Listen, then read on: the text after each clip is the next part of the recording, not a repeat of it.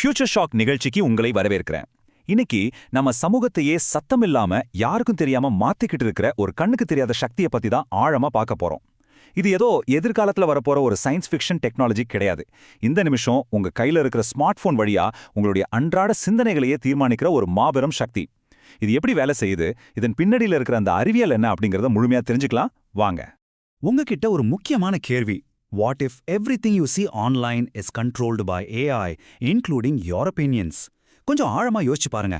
நீங்க சுயமாக சிந்திக்கிறதா, உங்க முடிவுகளை நீங்களே எடுக்கிறதா நீங்க முழுமையா நம்பலாம்.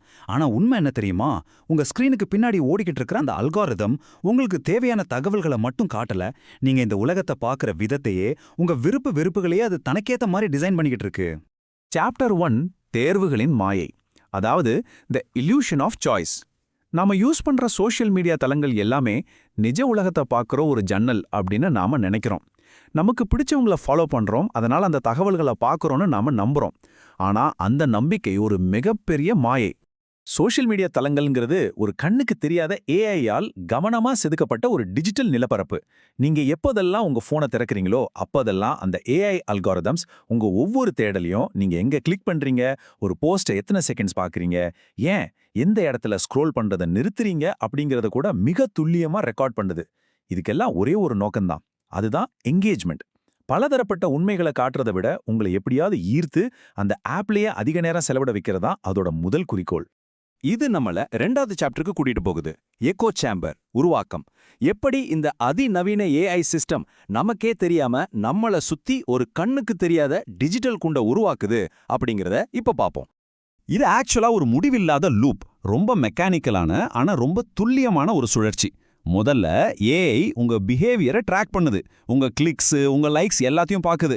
ரெண்டாவது உங்களுடைய சைக்காலஜியை, அதாவது உங்க விருப்பங்களை கணிக்குது. உங்களுக்கு எது பிடிக்கும் எது பிடிக்காதுன்னு உங்களை விட அதுக்கு நல்லா தெரியும். மூணாவது உங்க நம்பிக்கைகளை இன்னும் ஸ்ட்ராங் ஆக்குற கண்டென்ட்டை மட்டுமே திரும்ப திரும்ப உங்க ஸ்கிரீன்ல கொண்டு வந்து சேர்க்குது. உங்களை அந்த ஆப்லயே கட்டி போட யூஸ் பண்ற ஒரு மாஸ்டர் பிளான் இதுதான். இதை புரிஞ்சிக்க நீங்க ஒரு புத்தக கடைக்கு போறத கற்பனை பண்ணிக்கோங்க.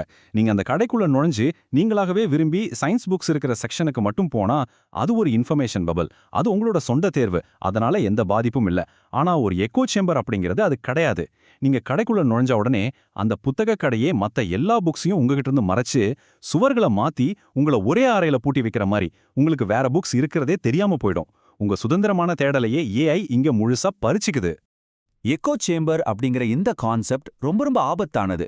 இது ஒரு முழுமையான டிஜிட்டல் சூழல். இதுல யூசர்ஸ் ஒரே மாதிரியான கருத்துக்களையே திரும்ப திரும்ப பார்க்கறாங்க. உங்களுக்கு எதிரான அல்லது மாற்று கருத்துக்கள் எல்லாமே ஃபில்டர் செய்யப்பட்டு அழிக்கப்படுது. இதோட மிகப்பெரிய ஆபத்து என்னன்னா, உலகத்துல இருக்கிற எல்லாரும் உங்கள மாதிரியே சிந்திக்கிறதா நீங்க நம்ப தொடங்கிடுவீங்க. இது ஒரு போலித்தனமான கருத்தொற்றுமை மாயையை உருவாக்குது. இங்க நாம ஒரு கசப்பான அபாயகரமான உண்மையை உணர்ந்தாகணும். உண்மையை விட என்கேஜ்மெண்ட்டுக்கு மட்டும்தான் இந்த அல்காரிதங்கள் முன்னுரிமை கொடுக்குது. ரொம்ப அமைதியான நியூட்ரலான செய்திகளை பார்த்து மக்கள் அதிக நேரம் செலவிடுறதில்ல. ஆனா உணர்ச்சிகரமான, கோபத்தை தூண்டுற, பிளவுபடுற பதிவுகள் தான் மனிதர்களை உடனே ஈர்க்குது. அதனால அது உண்மையா பொய்யா அப்படிங்கறத பத்தி கொஞ்சம் கூட கவலைப்படாம ஏஐ அல்காரிதம்ஸ் அந்த பதிவுகளை கண்மூடித்தனமா பழமடங்கு பெருக்கி மக்கள்கிட்ட கொண்டு போய் சேர்க்குது. இப்போ 3வது சாப்டர், த போலரைசேஷன் மிஷன், அதாவது துருவ முனைப்பு இயந்திரம். இந்த அல்காரிதம்ஸ் அப்படிங்கிறது வெறும் டெக்னாலஜி மட்டும் இல்ல, நிஜ உலகத்துல மனித உறவுகளையும் சமூகத்தையும் அது எப்படி சிதைக்குது, எப்படி ஒரு சமூக பிளவு இயந்திரமா செயல்படுதுன்னு பார்ப்போம். 70%. இது ஏதோ ஒரு சாதாரண நம்பர் கிடையாது. 2018 நடந்த MIT ஆய்வோட ஒரு அதிர்ச்சி அளிக்கும் முடிவு இது. ஆன்லைன்ல உண்மையான செய்திகளை விட போலியான அரசியல் செய்திகள் தான் 70% வேகமா பரவுதாம். ஏன் தெரியுமா? ஏன்னா அது மனிதர்களோட மூளையில இருக்கிற பயத்தையும் கோவத்தையும் நேரடியா தூண்டுது. அல்கோரிதம்களுக்கு தேவை உங்க எமோஷன்ஸ், உங்க ஆவேசம். நிஜமான உண்மை அதுக்கு தேவையில்லை. இதோட நேரடி விளைவு என்ன? ஒட்டுமொத்த சமூகமும் நாம அவங்க அப்படின்னு ரெண்டா உடையுது. இததான் ஆய்வாளர்கள் அஃபெக்டிவ் போலரைசேஷன் அப்படின்னு சொல்றாங்க. உங்களுக்கு மாற்று கருத்துக்களே காட்டப்படாததால உங்கள மாதிரி சிந்திக்காத எல்லாரையும் நீங்க எதிரிகளாகவும் ஆபத்தானவர்களாகவும் பார்க்க தொடங்குறீங்க. 2016 அமெரிக்க தேர்தல், அப்புறம் பிரிட்டனோட பிரெக்சிட் சமயத்துல எல்லாம் இந்த அல்காரிதம்கள் சமூக பிளவுகளை எவ்வளவு வேகமா அதிகமாக்கிச்சு அப்படிங்கிறத நாம கண்கூடா பார்த்தோம். 2025ஆம் ஆண்டு நார்த் ஈஸ்டர்ன் பல்கலைக்கழகம் நடத்தின ஒரு ஆய்வு இந்த டிஜிட்டல் பிளவு ஏற்படுத்துற மனித தாக்கத்தை ரொம்ப தெளிவா உறுதிப்படுத்துது. கன்ஃபர்மேஷன் பயாஸ், அதாவது நாம நம்புறதையே திரும்ப திரும்ப தேடி உறுதிப்படுத்துற குணம் பல மடங்கு அதிகரிக்குது. மனிதர்களுக்கு இடையில இருக்கிற அந்த இயல்பான இறக்கம் கொஞ்சம் கொஞ்சமா குறையுது.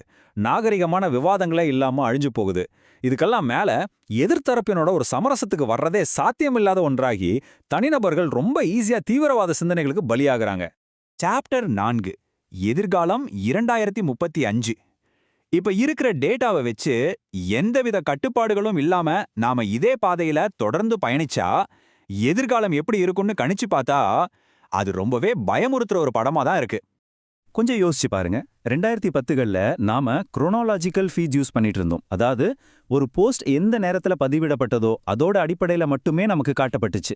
ஆனா 2020களில் இந்த அல்காரிதம்களோட ஆதிக்கம் அதோட உச்சத்தை அடைஞ்சிடுச்சு. இதை கட்டுப்படுத்தாம அப்படியே விட்டா 2035ல் என்ன நடக்கும்? சமூகம் முழுமையான ஒரு டிஜிட்டல் தனிமைப்படுத்தலுக்கு ஆளாகும். ஒருத்தருக்கு துளியும் தொடர்பில்லாத, பொதுவான உண்மைகளே இல்லாத, ஒருத்தர் இன்னொருத்தர் கூட பேசிக்கவே முடியாத தனித்தனி டிஜிட்டல் உலகங்கள்ல நாம நிரந்தரமா சிறைப்படுவோம். சாப்டர் 5, நாம சிக்கிக்கிட்டோமா? இந்த வலையில நாம நிரந்தரமா மாட்டிக்கிட்டோமா? இந்த ஆல்காரிதம் அப்படிங்கிற இருண்ட முயல் குழியிலிருந்து காலம் கடந்து போறதுக்குள்ள நம்மால தப்பிக்க முடியுமா? நல்ல வேளையா ஆய்வாளர்கள் சில நம்பிக்கையான தீர்வுகளை முன்வைக்கிறாங்க. பலதரப்பட்ட கருத்துக்களையும் காட்டுற மாதிரி ஏஐயை நம்மால மறுபடியும் டிசைன் பண்ண முடியும். ஐரோப்பிய ஒன்றியத்தோட சட்டங்கள் மாதிரி கடுமையான அல்கோரிதம் டிரான்ஸ்பரன்சியை நம்ம ஊர்லயும் கொண்டு வரலாம். ஏஐ கூடவே மனித கண்காணிப்பையும் இணைக்கிறது. அப்புறம் எல்லாத்துக்கும் மேல மக்கள் மத்தியில டிஜிட்டல் ஊடக கல்வியை மேம்படுத்துறது. இது எல்லாம் தான் இந்த மாயையிலிருந்து நம்மளை விடுவிக்கக்கூடிய மிக முக்கியமான வழிகள். நாம இந்த எக்ஸ்பிளைனரோட இறுதி கட்டத்துக்கு வந்துட்டோம். இந்த ஆழமான அலசல் இருந்து நீங்க எடுத்துக்க வேண்டிய மிக முக்கியமான சிந்தனை இதுதான்.